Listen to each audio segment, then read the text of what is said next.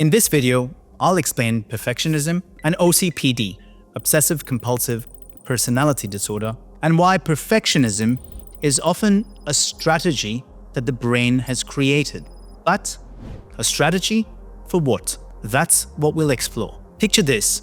You've technically finished the task, but you're still rereading the email for the sixth time, changing one word, then changing it back.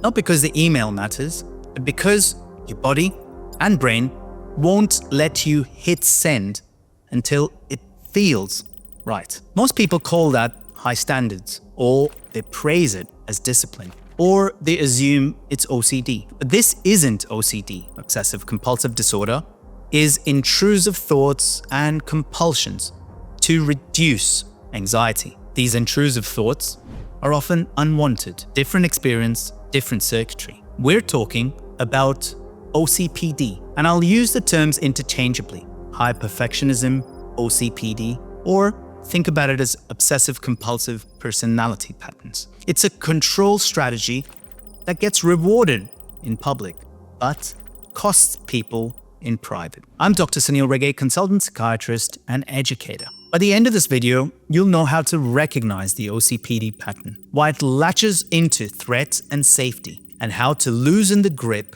without lowering your standards. Most content on the internet treats perfectionism like a mindset problem. Just relax.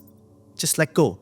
Lower your expectations. That advice fails because it misunderstands the function of perfectionism. Perfectionism becomes embedded as a strategy when it's actually doing a job, and that job is reducing threat.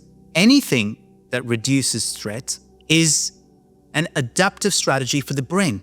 It's in fact one of the most effective strategies for the brain. So here's the key point. It's a control system your nervous system, your brain uses to feel safe. So here's the framework we'll use today. We'll understand the mechanism. What is your brain trying to prevent? 2, we'll look at the pattern. How does it show up in work, behavior, and relationships? 3rd, we'll look at the cost. What does it take away? Sleep, flexibility, intimacy, pleasure? And finally, the tools to change. A quick disclaimer, this is an educational video, not personalized medical advice. So let's start off with the question most people miss. What does perfectionism protect you from? If you're watching this, it's probably one of 2 reasons.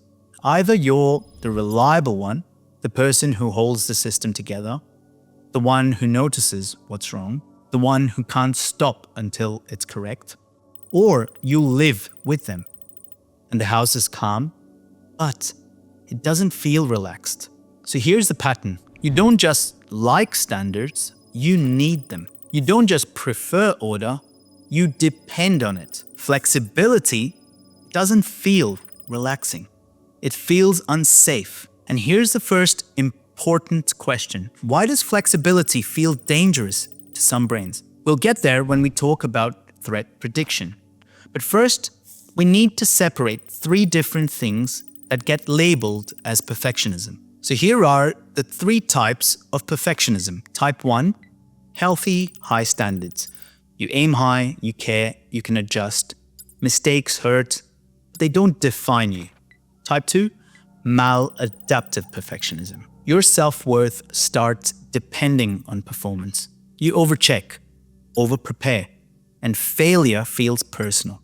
And type 3, OCPD-style perfectionism. This is the key difference. It's not just what you do, it's how you're organized.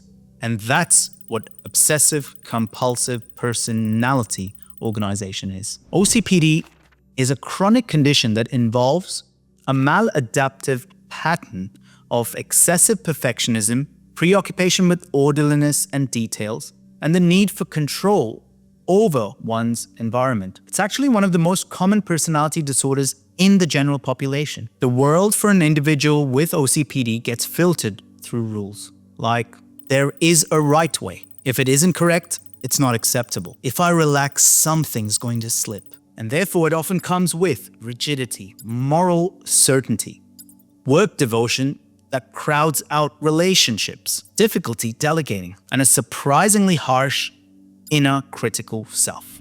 So the question that you might ask is, how is this different from OCD? Here's the best way to think about it. OCD is considered ego-syntonic.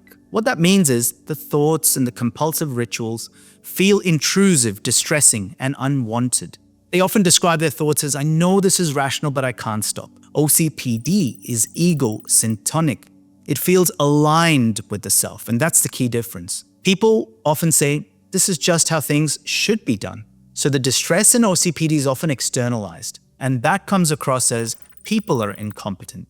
No one I work with meets the standard. If I don't manage it, it won't be done properly. But here's the problem. When a pattern is ego-syntonic, it doesn't present as a symptom of distress.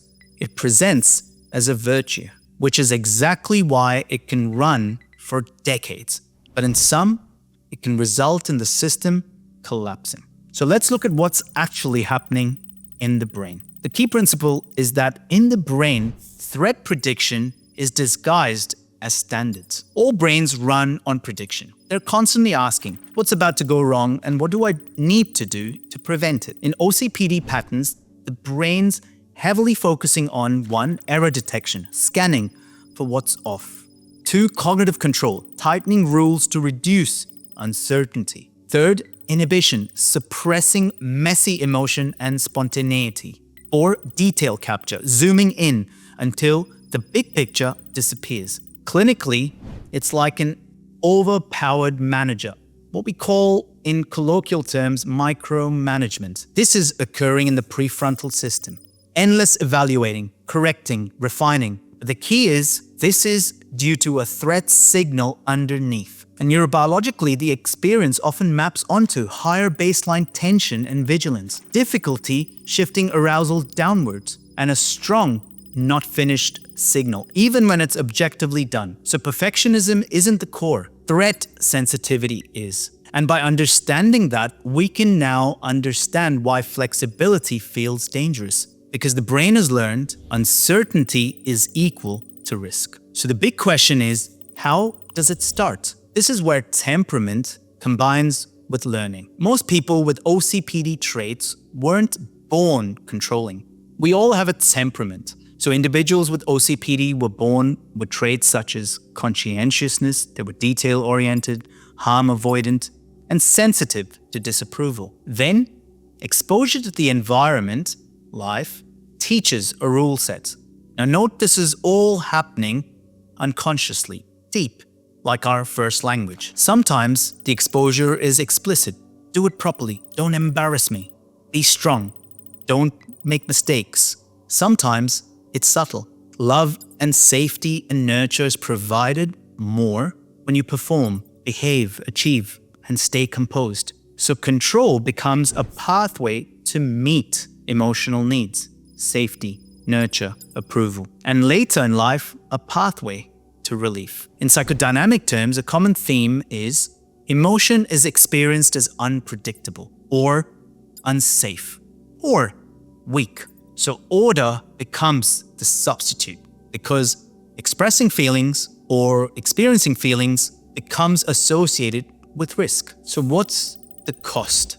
Because this is where people finally understand what OCPD may be costing them. The thing about OCPD is it looks like success until it doesn't. OCPD patterns often deliver early rewards, career progression, reliability, great output, promotions to leadership roles. But the costs accumulate, and often quietly. Here's what can start happening. First, effortful decision-making.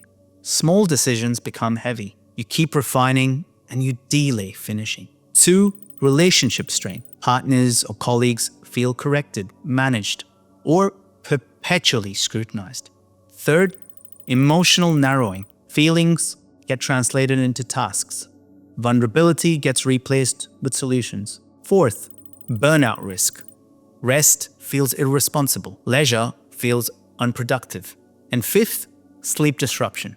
The mind keeps running error checks, replaying, rehearsing, fixing. And clinically, we often see overlap with anxiety, depression, eating disorders, and stress-related presentations, even medical conditions. Not because OCPD is the cause of everything, but because chronic hypercontrol is physiologically expensive. It's an allostatic load on the brain and body. So let's now try to understand what actually helps without turning the person into someone they're not. What we're looking to do is to keep the standard because that's their emotional language, but enhance the flexibility. The goal isn't to be less driven. The goal is to be less driven by threat. So let me give you 3 practical steps. First, name the need that perfectionism meets. Perfectionism is rarely about excellence. It's often about relief. So we can ask, what do you think will happen if this isn't done properly? And we take that answer seriously. Step 2, map the cost. This is where I use PACES, a system that I use in teaching on the Academy by Psychiatry, where we look at 5 functional domains: perception, activity, cognition, emotional hedonics, and sleep. These are transdiagnostic and help broaden our lens when it comes to psychiatric disorders. So first, evaluate the perception. That's the not enough lens. 2, activity. Be mindful of overdoing, difficulty stopping. 3, rigid rules, the shoulds, indecision loops. 4th, emotional hedonics, constricted, hard to name emotions, decreased engagement with the rest of the world. And finally, sleep, difficulty switching off, rumination, shallow recovery, daytime fatigue. Going through the PACES checklist helps people move from it's just my personality to understanding it's a whole system. And step 3, practicing flexibility like a skill, not a mindset. This is where psychological treatments like CBT or ACTs can help. And some basic principles include completion over correction. So, setting a stopping rule. 2, behavioral experiments. Deliberately leave a small thing imperfect and watch what happens. Number 3, values over rules. So what matters here? Is it connection? Is it effectiveness? Or is it being right? And often, because there's a deeper history driving the threat response, psychodynamic work can be useful, especially around the inner critic, the anger, and vulnerability. Now, medication can help comorbid anxiety or depression or treat sleep disorders, but it doesn't treat personality in a simple way. What it can do is reduce the baseline arousal so that therapy can be implemented appropriately, where the brain can actually use cognitive strategies effectively. So let me give you a practical tool that you can implement for the next 2 weeks. The toolkit consists of 3 interventions. First, 1 deliberate micro-imperfection per day. Send the email without the 3rd read, leave the bedsheet slightly off, stopping at 90%, not 100%. Second, a hard stop timer for 1 task. Pick something that's low stake, so you're not very anxious. When the timer ends, you submit or you leave. No extra polishing. And third, 1 question each night. Did I choose what matters? Not did I choose perfection today? This is important because what we're trying to do is to expose the brain to uncertainty. Because what matters, such as relationships, your finances, people around you, people at work, all of these objects incorporate uncertainty. So it's gradually teaching the brain that not perfect can still be safe. So let me summarize all of this for you. OCPD is not OCD. The underlying engine is threat sensitivity, not excellence. Third, the pattern gets rewarded early. Then it becomes expensive in some. And finally, treatment isn't about lowering standards. It's about building flexibility for the brain whilst ensuring that the brain feels safe. So if there's one thing to remember from this video, it's this. Perfectionism becomes a problem when it stops being a choice and starts being a requirement for safety. You don't need to become laid back. You need to become free enough to choose. If you're a clinician and you want a structured, practical way to assess and treat patterns like this, including formulation, comorbidity, therapies, that's exactly what we teach inside the Academy by Psychiatry. Our Focused Psychological Strategies course covers the key psychological treatments required that you can implement with your patients in a practical manner. I'm Dr. Sanil Rege, and you're watching the Dr. Rege channel. If you found this video useful, hit the like button and subscribe. And tell me in the comments, what's one small imperfection you could tolerate this week? I look forward to seeing you in the next video. Until then, stay curious. Bye-bye.